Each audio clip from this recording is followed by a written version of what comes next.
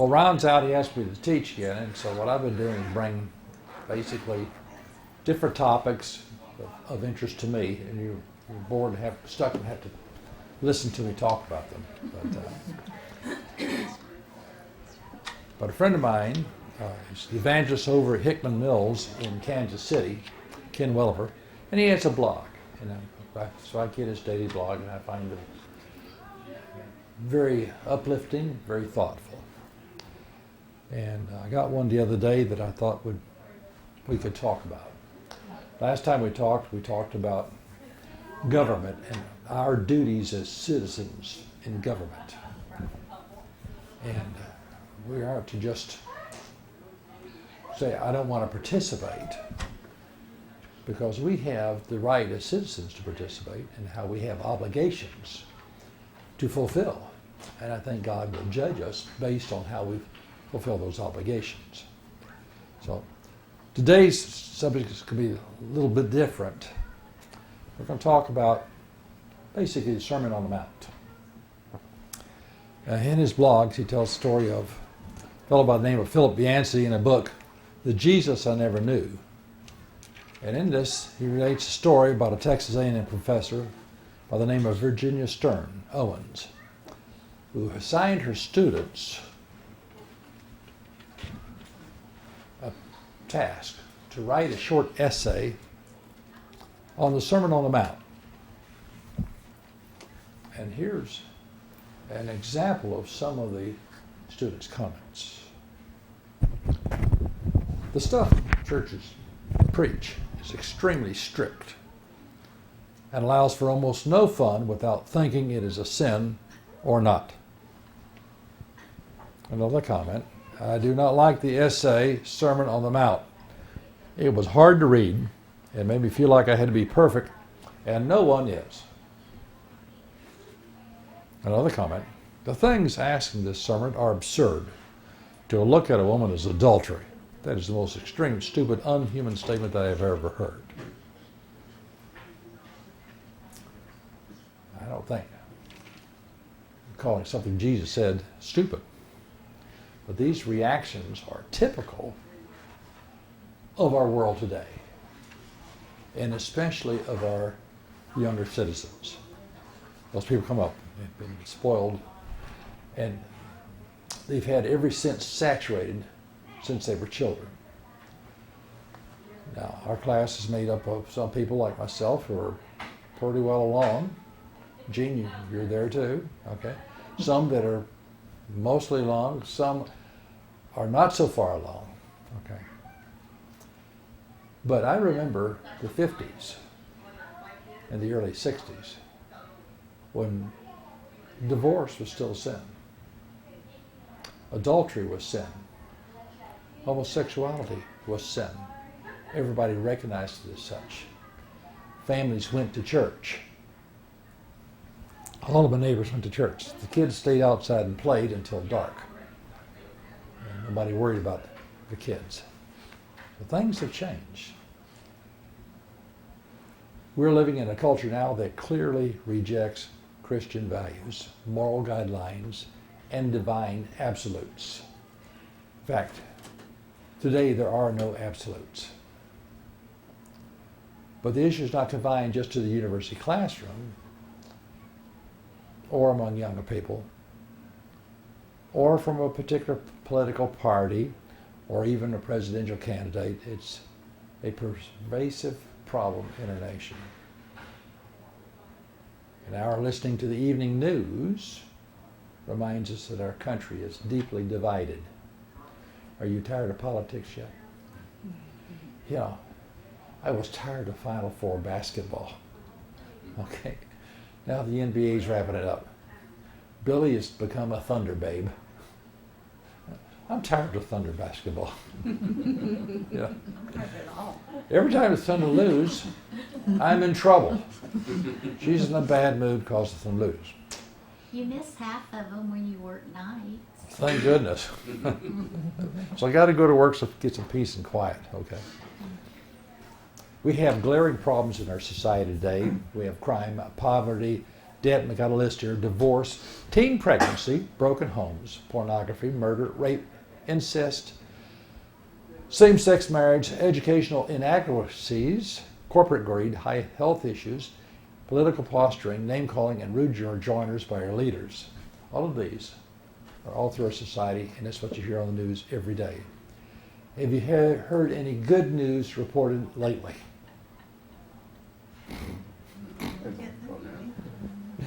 If the thunder wins, that's good news. Okay. At least in our household. But no, that's not what it is. So what do we do? Where do we turn? How do we respond to all of this? And Jesus provides the answers. They're profound, simple, challenging, yet they're still doable. They're age-old, yet they're still relevant. The Sermon on the Mount is called the Magna Carta of the Kingdom by some, and it points the way to a better life, a fresh perspective, and a new you. Yet when Jesus came to earth, he wasn't coming to solve social ills. He was coming to save souls. But just think how nice it would be if we lived according to the Sermon on the Mount. So what I'd like to do this morning, if you would turn to chapter 5 of Matthew. I'd like to read a little bit of this. We won't go all the way through it. But I just want to read it. Some very brief comments as we read, but just want to read it. And as we read it, think about how nice this world could be if people just applied the lessons to be learned in the Sermon on the Mount. It's a how-do. Now the circumstances are, this is fairly early in Jesus' ministry. He has selected his 12. He has left, moved over towards Capernaum. He's on the other side of the river now. The reason being because John has been taken and he's now in prison. And so he takes his disciples and he comes to a hill, and this looks to be probably a natural amphitheater type place. I don't know. Down at the edge of the hill, people are sitting around him where they can look and see him and they can hear him as the sound travels up. And he's going to talk to them. And he's got these multitudes are following now. It's early. Everybody wants to hear what he has to say. So, starting verse 1, and when he saw the multitudes, he went up on the mountain. After he sat down, his disciples came to him. Now, disciples came to him to be taught. The multitude is around him listening. And after opening his mouth, he began to teach them, saying, Blessed are the poor in spirit, for theirs is the kingdom of heaven. Poor in spirit, ego. They don't have a proud ego. Blessed are those who mourn for sin. That's my interjection. For they shall be comforted. Blessed are the gentle, or humble, for they shall inherit the earth. Blessed are those who hunger and thirst for righteousness, for they shall be satisfied. For Matthew 5. Beginning of verse 7. Blessed are the merciful, for they shall receive mercy. What goes around comes around. Blessed are the pure in heart, for they shall see God. Blessed are the peacemakers, for they shall be called sons of God. They're taking on the characteristics of God. Blessed are those who have been persecuted for the sake of righteousness, for theirs is the kingdom of heaven. Blessed are you when men revile you and persecute you and say all kinds of evil against you falsely on account of me. Rejoice and be glad, for your reward in heaven is great. For so they persecuted the prophets who were before you. You are the salt of the earth. But if the salt has become tasteless, how will it be made salty again? It is good for nothing except to be thrown out and trampled underfoot by men. You are the light of the world. A city set on a hill cannot be hidden. Nor do men light a lamp and put it under the peck measure, but on the lampstand, and it gives light to all who are in the house. Let your light shine before men in such a way that they may see your good works and glorify your Father who is in heaven. All the way through verse 16, he's talking to his disciples. But he's talking to them in the current time. They were Jews. They were under the Jewish law. And he's speaking to them under the Jewish law. You're going to be persecuted. This applies to the future also. But guess what? They got persecution even while they were there. He goes on, verse 17 now, and he expounds on where he's going with this. Do not think that I came to abolish the law or the prophets. I did not come to abolish, but to fulfill. And on the cross, he said, it is finished. He had completed his mission. He had fulfilled the prophecies that was to come. For truly I say to you, until heaven and earth pass away, not the smallest letter or stroke shall pass away from the law until all is accomplished. And he fulfilled that on the cross. Whoever then annuls one of the least of these commandments and so teaches others shall be called least in the kingdom of heaven, but whoever keeps and teaches them, he shall be called great in the kingdom of heaven. For I say to you that unless your righteousness surpasses that of the scribes and the Pharisees, you shall not enter the kingdom of heaven. So, right there, he says from the very beginning, I didn't come here to abolish the law. When Christ was on earth, he was the perfect Jew. He obeyed all aspects of the law in all ways. But in his life and the sacrifice of his death, he then fulfilled that law for our benefit. Now, he's going to go on verse 21 and on. He's going to go on. And here is general ways of how to live a life as a Christian, but also as a Jew. Okay, how to live. And live that good, wholesome life that will be acceptable to God. This is what most people have trouble with. Not just one thing, but 2 or 3 little things in here that gives them a real problem. And because they have 2 or 3 little problems, they have a tendency to reject the whole.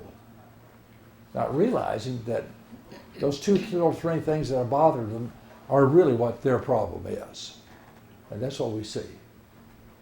People see they have a problem, and then you want to push it over on the church or push it over on to religion or your religious beliefs.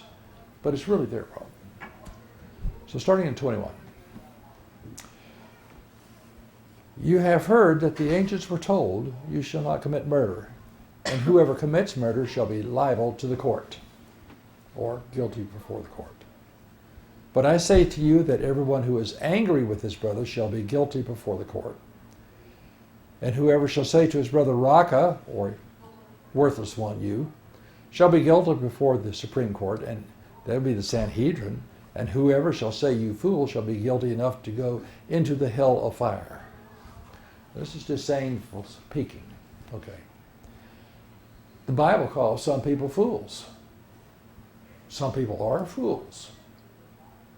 That's what he's talking about. Somebody who is a fool, name him for what he is.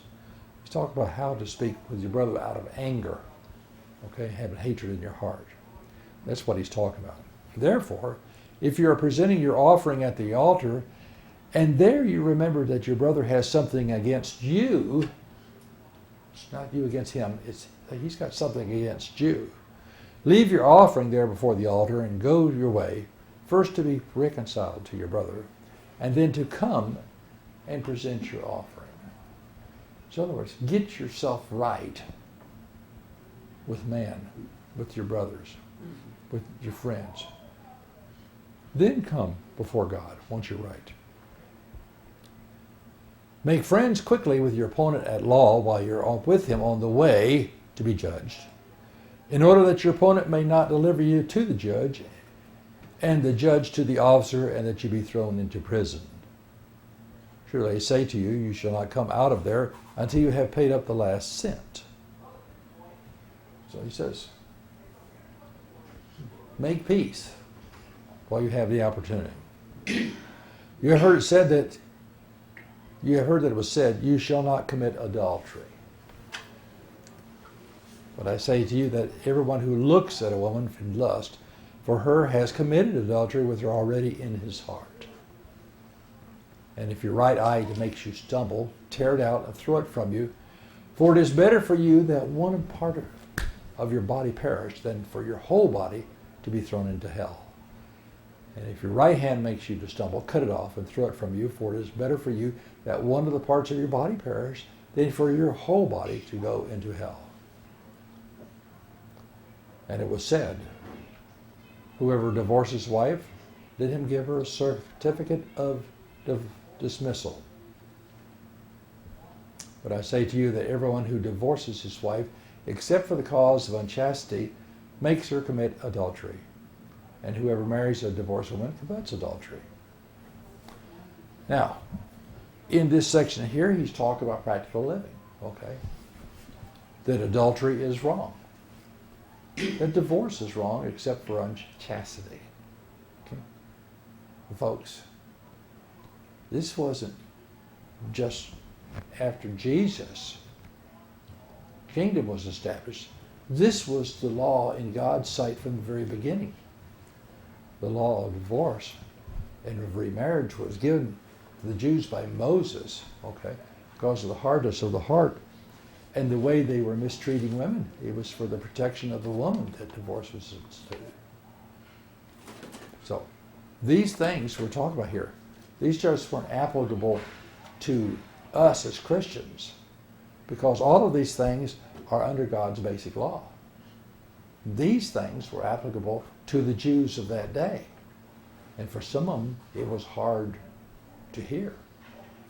But these things were also applicable to all peoples of that day and since the beginning of time.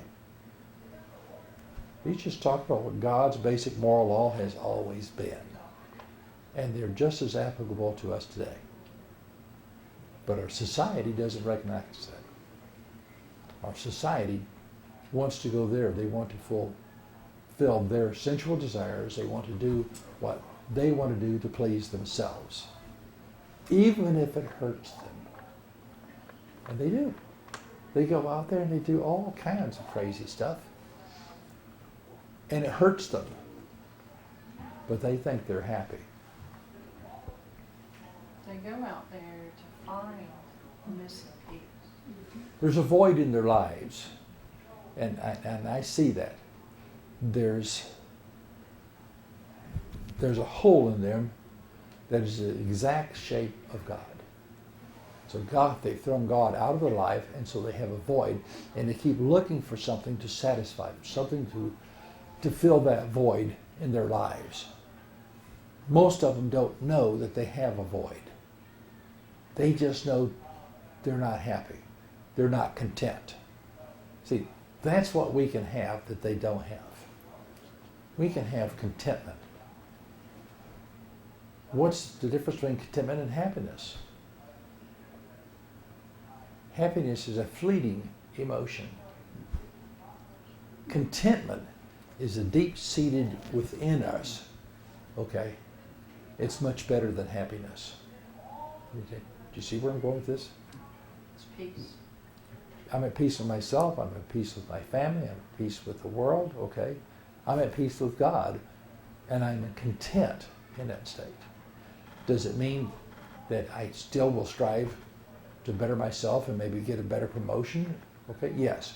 Can I strive to make a little bit more money? Yes, I can still do that and still have this contentment.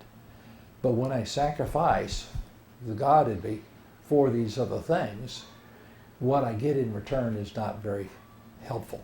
It's not very comforting. It doesn't do anything for me in the long term. Okay, continuing on.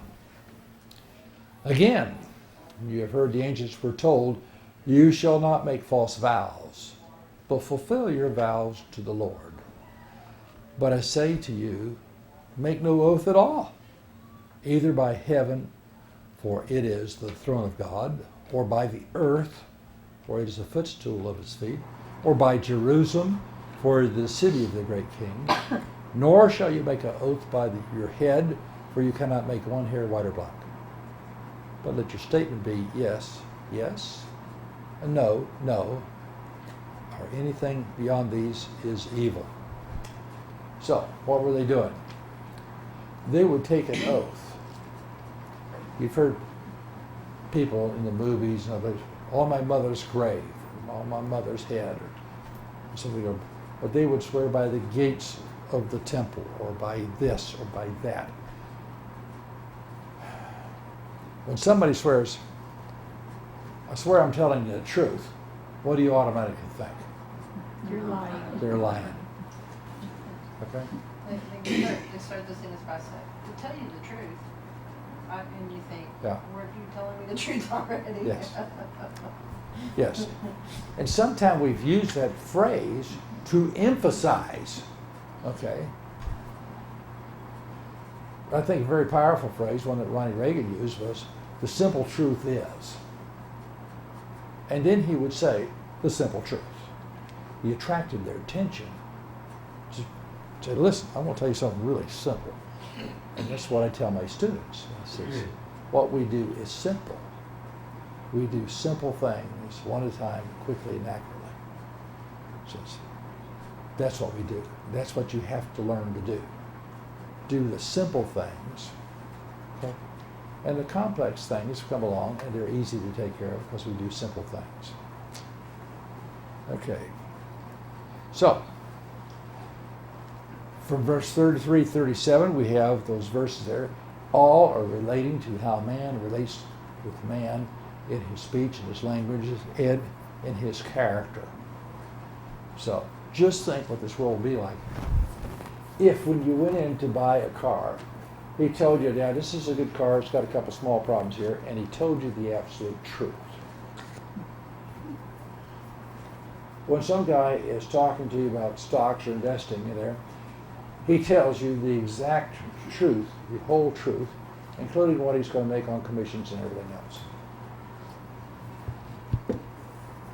Just think when you went in and you said, I needed some fresh bread for this or whatever. He told you, well, this bread's still good, but it is 3 days old.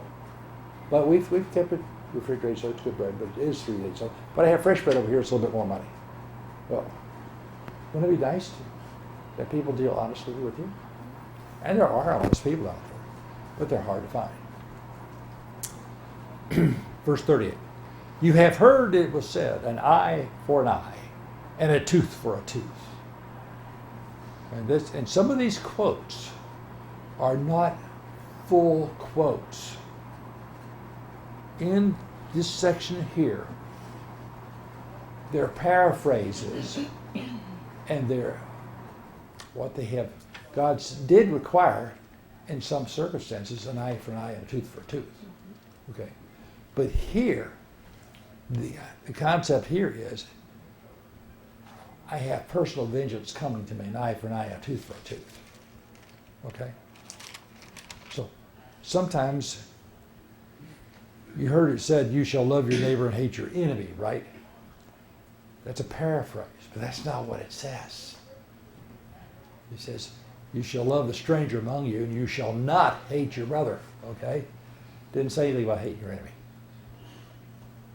Hatred's never taught. You have heard it said, an eye for an eye, tooth for a tooth. But I say to you, do not resist him who is evil, but whoever slaps you on the right cheek, turn to him the other also. And if anyone wants to sue you, take your shirt, and let him have your coat also. And whoever shall force you to go 1 mile, go with him 2 miles. Give to him who asks of you, and do not turn away from him who wants to borrow from you. So, a change in heart, how we relate with our brethren here. Is it okay for me to resist somebody who tries to take my life or the life of my family? Yes, I believe it is. Okay? But we're not talking about that. We're talking about the one who wants to abuse us locally. So what do I do to those people? I avoid them. I just get them out of my life. I avoid them. Instead of fighting with people, I find a lot of times I just avoid them. Okay. When we fight with them, we can get down in the dirt with them. Okay, you have heard it said, you shall love your neighbor and hate your enemy. But I say to you, love your enemies and pray for those who persecute you, in order that you may be sons of your Father who is in heaven. For he causes his sun to shine on both the evil and the good, and he sends the rain on the unrighteous and the righteous. For if you love those who love you, what reward do you have? Do not even the tax gatherers do the same? And if you greet your brothers only, what do you do more than others? Do not even the Gentiles do the same? Therefore you are to be perfect or mature as your heavenly Father is mature. So the idea and the way we treat those that are our enemies is different. Now, I can tell you personally that when you are civil and kind to even those who mistreat you, many times, over a period of time, they will change. They will change. So, because I've experienced it. But if you treat them in kind, like they're treating you, if you return evil for evil, are they ever going to change? No, they don't. Here again, I basically avoid those people. I get them out of my life. Okay? I don't need that. It provokes me, and so to avoid them, that's what I do. I try to get them. When I meet them, see them, I speak civilly to them. I greet them. I don't say bad things about them behind their back. I just get them out of my life. And when you do that, quite often, they will turn around. Now, chapter 6, he continues through this. Does this make sense today? Reading it like this? Just reading it? Yeah. To go along with what you were saying about being nice to our enemies, in Proverbs chapter 25, verse 21, it says, if your enemy is hungry, give him bread to eat, and if he is thirsty, give him water to drink. For so you will heap coals of fire on his head, and the Lord will reward you. So we're supposed to return in kindness, and it is difficult to do that. We know that. So. But when we do that, what happened? Like, I have had occasions when there was somebody who was really giving me a hard time at work. Okay, I don't know what their problem was, but when I had the opportunity to say something nice about them, I did. Right. Okay, and I would say something nice about them. Well, believe me, if you're saying something bad about somebody, doesn't it eventually get back to them? It gets around. It gets around. Okay? But when you're not saying anything bad about them, you're not returning evil for evil, everybody else notices that you're not doing it. Yeah, go ahead. The other thing is that, if we strike out in our anger or whatever, and we think about that, we've lost opportunities to share the gospel with somebody else later on, like I said, because they'll never come to us as far as if we've got that attitude, we're mean towards them or whatever else. So I think about that whenever, as I get older, think about that as far as, like I said, about how I treat people and how people treat me, and you want to go back and say something as far as, not necessarily sin, but something that, they'll make a mistake at work and you have an opportunity to bring it up. But the better thing to do is just to overlook it and to, like I said, maybe the opportunity will come with someone in your life that you'll be able to share the gospel with as a result of the way you would live your life and your attitude, and they'll be like, there's something different. And people notice that about you. You do this. But we never know, we just don't know what's going to happen as things go around. So we drop a couple seeds here, a couple seeds there, and everything else, and then later on we find that somebody has changed. Okay? That's fantastic. Okay? So I don't know. But we're supposed to sow the seed. That's what I do. I scatter seed. Okay? Whether it grows or not, I don't determine that. Sure. My job's just to scatter the seed. Okay? And I don't do this by making enemies of people or putting people down. But anyway, in talking about this, let's read just a little bit more, and then I'd like to do some concluding remarks. Chapter 6 now. He's going to get personal for a lot of people. Beware of practicing your righteousness before men to be noticed by them. Otherwise, you have no reward with your Father who is in heaven. Therefore, if you're just doing it just to be noticed, you got your reward, you got noticed. When, therefore, you give alms, do not sound a trumpet before you, as the hypocrites do in the synagogues and in the streets, that they may be honored by men. Truly, I say to you, they have their reward full. But when you give alms, do not let your left hand know what your right hand is doing, that your alms may be in secret, and your Father who sees in secret will repay. Don't you love doing something for somebody and they don't know who did it? Okay, it's fun. And when you pray, you're not to be in the hypocrites, for they love to stand and pray in the synagogues and on the street corners in order to be seen by men. Truly, I say to you, they have their reward in full. But you, when you pray, go into your inner room, and when you have shut your door, pray to your Father who is in secret, and your Father who sees in secret will repay you. And when you are praying, do not use meaningless repetition, as the Gentiles do, for they suppose that they will be heard for their many words. Therefore, do not be like them, for your Father knows what you need before you ask. But he wants to be asked. He wants prayer.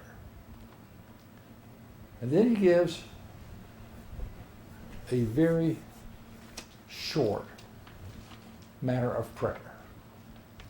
And this, everybody likes to stand up and say it, everything. They calls it the Lord's Prayer. It's his example of prayer. It says, pray then in this way. Our Father who art in heaven, hallowed be thy name. We're supposed to glorify God. Thy kingdom come, thy will be done on earth as in heaven. Give us this day our daily bread, and forgive us our debts, as we also have forgiven our debtors. Remember what we said about what goes around comes around. Do not lead us into temptation, but deliver us from evil. Then, for thine is the kingdom and the power and the glory forever and ever. Amen. Now, an example of prayer, a simple prayer. My mom was a praying lady. Okay. Her prayers were not long, formal prayers. Her prayers were little short prayers during the day. Something would pop up, she'd take just a minute to pray. 30 seconds, a minute. But I think it was a prayerful attitude.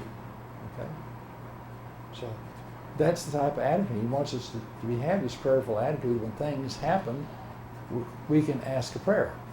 When somebody says something bad to me and they walk off, they're feeling good about themselves. They've unloaded on me.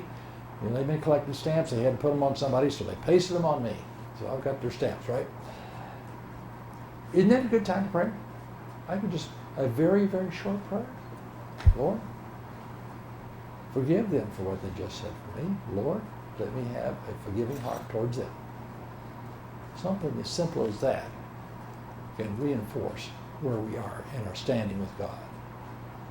Verse 14 says, for if you forgive men for their transgressions, your heavenly Father will also forgive you. But if you do not forgive them, then your Father will not forgive your transgressions. May I say something Sure. to the previous prayer? I heard a sermon the other day about prayer, and I feel like one of the things that he missed and important, at the beginning of the prayer says, hallowed be your name. It's an acknowledgement of who he is. Of course. And during the sermon, they went through the list of things, how we should pray, or what the Bible teaches about prayer. But that was missed, and I feel like that is essential, like to acknowledge who he is as we go to him. You are great. You've allowed me to come before your throne through the blood of Christ. It is. And our attitude is there. Now, do I have to say, those type of phrases at the beginning of a prayer? I don't think so. if I have a prayerful life and I'm always asking, we don't need to do that. I think it's certainly proper in public prayer that we acknowledge God in His greatness in prayer. We could go into prayer and talk about a lot of different things about it. But his example for them here is contrasting a simple prayer as opposed to what the hypocrites were doing. See? And what I think he's talking to a common man. He says, make this part of your life, and things will go better for you. Okay. Now, verse 16. And whenever you fast, and fasting was something that they did. We don't do that it's not our custom. Okay? Could we do it? Yes, we could. But it's not our custom. It says, but when you fast, do not put on a gloomy face as the hypocrites do, for they neglect their appearance in order to be seen fasting by men. Truly I say to you, they have had their reward in full. But when you fast, anoint your head and wash your face, so that you may not be seen fasting by men, but by your Father who is in secret. And your Father who sees in secret will repay. Okay. So we've read a little bit here. Now, I'd like to go back and go ahead and read some more from my friend's blog. Jesus' purpose to come to earth was not to invoke societal change, but to save us from sin, to call sinners to repentance, to prepare us spiritually for eternity. That was his mission, his ministry, and his message. Yet if you sit down and quietly read the mountain message in Matthew chapters 5 through 7, you will soon realize a serious application of these principles would change the world. What if people were more concerned about righteousness than wealth? Or about purity instead of sensual passion? Or other people's needs instead of their own selfish self-interest? What if there was more emphasis on the inward person instead of the outward? What if attitudes were taken as seriously as actions, and fear was replaced by faith? What if we were honest, sincere, real, and we lived our lives without hypocrisy? What if we prayed instead of pouted, practiced self-control instead of self-indulgence, and forgave instead of holding grudges? What if we were more compassionate and less judgmental, really loved our enemies, and actually went the second mile? What if we held ourselves to the same standard as others, sought God instead of ignoring Him, and really obeyed Jesus instead of just giving lip service to Him? What if our righteousness was real, genuine, authentic, instead of pretentious, flaunting, or dubious? Well, it'd be a different world, wouldn't it? Be a different world. We might be inclined to say that's impossible. The world will never change, and that may be, but what about me? Can I change? What, could you read that line about same standard of others again? Because I don't know if I got that part. Okay, which one was that now? There's a place in there that you said the standard of others.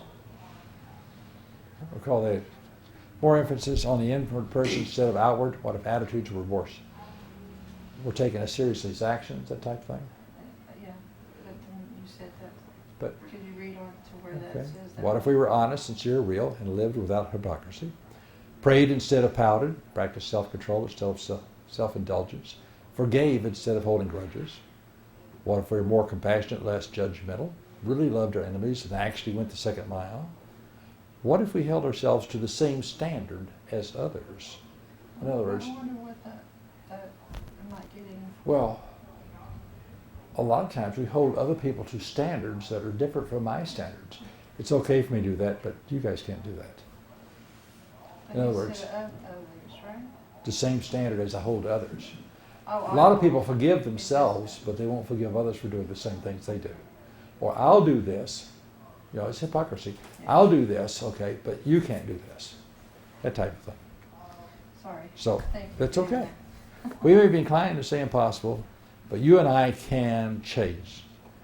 Jesus called on the Jews of that day, on the apostles, and on Christians to be the salt of the earth and the light of the world, to be influences for good. That's what we are. So in the most of us, in the midst of a corrupt culture, and we certainly are in a corrupt culture, instead of cursing darkness, let us light a candle, and who knows, it may lead one more person to Jesus. Now we are the light on the hill. When he was talking to the apostles in that first section, I believe he's talking to his apostles that he's gathered, and he's telling them at that point, he says, you are the light of the world. You're the one that will be shining. Don't let your lights be hid. Don't conceal your light. You are the salt of the earth. You are what's given flavor. My friends, we are the light to the world in the United States. We are the salt of the earth. We have got to be talking with our brethren and with other people, and we have to stay the course and be faithful. We are the faithful remnant in the country. What happens to countries when the faithful remnant isn't faithful anymore? What happens to them? What's happening now? Yeah. They don't have God, and then they go down.